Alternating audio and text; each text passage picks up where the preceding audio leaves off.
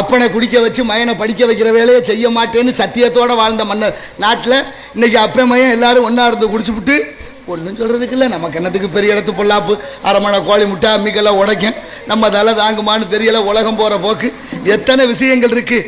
இந்த நாட்டில் வானொலின்னு ஒரு வானொலி பட்டியை கண்டுபிடிச்சது யாருன்னு தெரியுமா?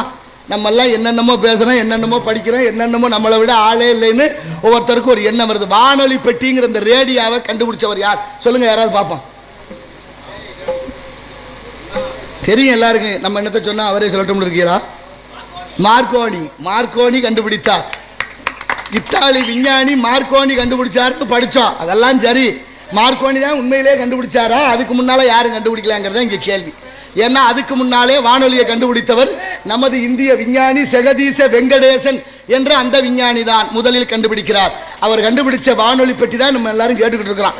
அப்படிப்பட்ட வானொலி பெட்டியை கண்டுபிடிக்கிறதுக்குள்ள அவருக்கு நிறைய சிக்கல்கள். அந்த சிக்கலை எல்லாம் தாண்டி வானொலி பெட்டியை அந்த ஆய்வகத்தை எங்கே வச்சிருக்காரு? ஒரு கழிவறைக்குள்ள ஆய்வகத்தை வச்சு பயன்படுத்துகிறார். அதுக்குள்ளே வச்சு கண்டுபிடிச்சிட்டாரு.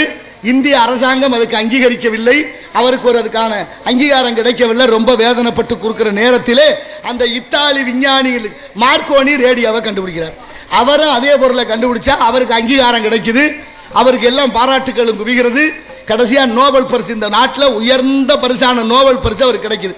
நோபல் பரிசு யார் மூலமாக கொடுக்குது, எதனால் கொடுக்குறாங்க, நோபல் பரிசு யாரோட பேரில் கொடுக்குறாங்கன்னு தெரியணும் உங்கள் எல்லாருக்கும். ஏன்னா ஆல்பர்ட் நோபல்னு ஒருத்தர் இருந்தார், ஆல்பர்ட் நோபல்.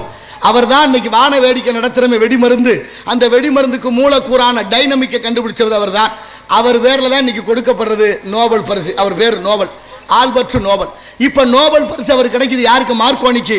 மார்க்கோனிக்கு நோபல் பரிசு பெற்றதுக்கு அப்புறம் தான் தகவல் தெரியுது, நம்ம கண்டுபிடிக்கல, இந்திய விஞ்ஞானி ஜெகதீச வெங்கடேசன் இந்த ரேடியோவை கண்டுபிடிச்சிட்டாரு.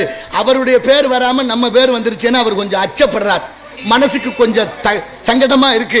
இன்னொருத்தர் கண்டுபிடித்த ஒரு பொருளுக்கு நாம பேர் பெற்று விட்டோமே, எப்படி செய்யறதுன்னு யோசிக்கிற நேரத்தில் அவருக்கு ஒரு சிந்தனை தோணுது.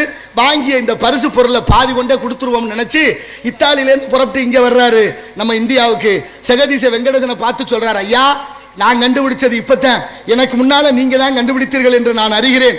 அதனால் எனக்கு கொடுத்த நோபல் பரிசில் பாதியை உங்கள்கிட்ட கொடுக்கலான்னு வந்தேன் அப்படின்னு மானத்தோட மாண்போடு வந்தார்.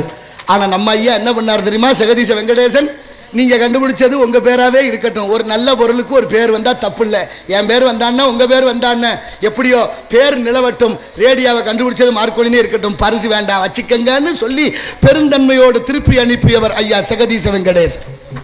அதுக்கப்புறம் இன்னொரு பொருளை கண்டுபிடிக்கிறாரு தெரியுமா உங்களுக்கு? இந்த உலகத்திலே முதல் விஞ்ஞானி அவர் தான் இப்படி கண்டுபிடிச்சாரு. மரஞ்செடி கொடிகளுக்கு ஓரறிவு, புழு பூச்சிகளுக்கு ஈரறிவு, நீரில் வாழ்வன 3 அறிவு, 4 அறிவு பறவைகளுக்கு, 5 அறிவு மிருகங்களுக்கு, மனிதனில் பறவை இருக்குமா? எல்லாருக்கும் 6 அறிவு இல்லையா? எல்லா மனிதனுக்கும் 6 அறிவு இல்லை என்பது தொல்காப்பியம் சொல்லுது. அப்படி மரம் செடி கொடிகளுக்கு உயிர் இருக்குன்னு கண்டுபிடிக்கிறார். மரஞ்செடி கொடிகளுக்கு உயிர் இருக்குன்னு கண்டுபிடிச்சா மாபெரும் பெரிய ஆராய்ச்சி மையம், அதில் அவர் பரீட்சையை நிரூபிக்கணும். பயிருக்கு உயிர் இருக்குன்னா ஒரு விச ஊசியை செலுத்தணும். அந்த விச ஊசி செலுத்தினா செடி செத்து போகும். அப்படி செத்து போனா நீ கண்டுபிடிச்சது உண்மை என்று ஒத்துக்கிறோம். இது சாகலைனா உன் கண்டுபிடிப்பு பொய்ன்னு தீர்மானம். இதுதான் முடிந்த முடிவாக ஆனது. இப்போ அங்கே எல்லா ஏற்பாடுகளும் பண்ணியாச்சு, ஊசியில் மருந்து செலுத்தியாச்சு, உயிரோட 2-3 செடிகள் அங்கே இருக்கு, விஞ்ஞானி எல்லாம் கூடி இருக்கிறார்கள். அதில் யாராவது பிடிக்காதவன் அந்த காலத்துல இந்த காலம் வரைக்கும் இருக்கேன். எல்லா நல்லதுக்கும் ஒரு கெடுதல் இருக்கும்ல, அது மாதிரி அவரை பிடிக்காத ஒரு 4-5 விஞ்ஞானிகள் அந்த ஊசியில் இருந்த மருந்தை கீழே ஊற்றிட்டு அதில் பச்சை தண்ணியை செலுத்தி வச்சாச்சு. இப்போ அந்த பச்சை தண்ணியை செலுத்துறாரு, செடிக்கு சாகாது. இப்போ எல்லாரும் ஏளனம் பண்ணி சிரிக்கிறாங்க, கண்ணீர் விட்டு அழுகிறாரு. ஒரு முடிவு எடுக்கிறார், அந்த விச ஊசி இன்னொன்று இருக்கு, அந்த விச ஊசியை எனக்கு செலுத்துறேன், நான் உயிருள்ளவன் என்று நம்புகிறீர்களா? அந்த விஷமா இருந்தால் நான் உயிருள்ளவன் என்றால் விஷம் என்ன தாக்கட்டும் அப்படின்னு செலுத்த போறாரு.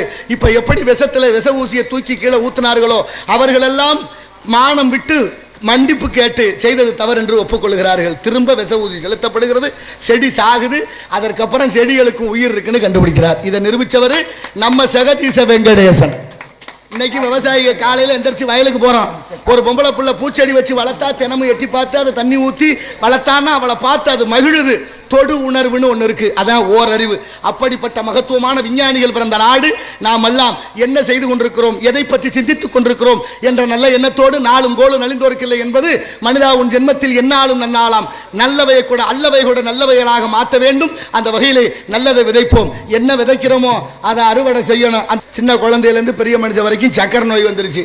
என் அறிவில் சிறந்த இளைஞர்களே, வருங்கால சந்ததிகளே, மாண்புமிகு பெரியோர்களை சிந்தித்து பாருங்கள். தலைவலிக்கு மாத்திரை ஓட்டா தீந்துருது, காய்ச்சலுக்கு மாத்திரை போட்டாலும் காய்ச்சல் நின்றுது.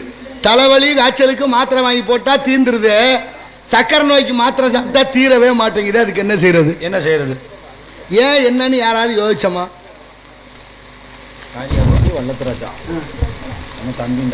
சரி, நல்லது. அன்பு தம்பி வல்லத்து ராஜா காரியாபட்டி அன்பு உள்ளம் பொன்னாடை அணிவித்து மகிழ்த்திருக்கிறார்கள். அன்பு தம்பி அவர்களுக்கும் குடும்பத்தார்கள் நன்றி, உளமார்ந்த வணக்கம். வணக்கம். அப்படி மருந்து மாப்பியா கும்பல் நம்மளை என்ன வேலை பார்த்துருக்கு? சாப்பிட்டீங்களா? எப்படி சாப்பாடு? சாப்பாடு. பந்தியில உட்கார்ந்து சாப்பிடும் போதே பக்கத்துல உட்கார்ந்து எப்படி சாப்பிடுறாருன்னு பார்த்தோம்னா அவர் குணம் என்னன்னு தெரிஞ்சுக்கலாம். இலை எவ்வளவு சுத்தமா இருக்கு, எவ்வளவு ஒழுங்கா சாப்பிடுறாரு,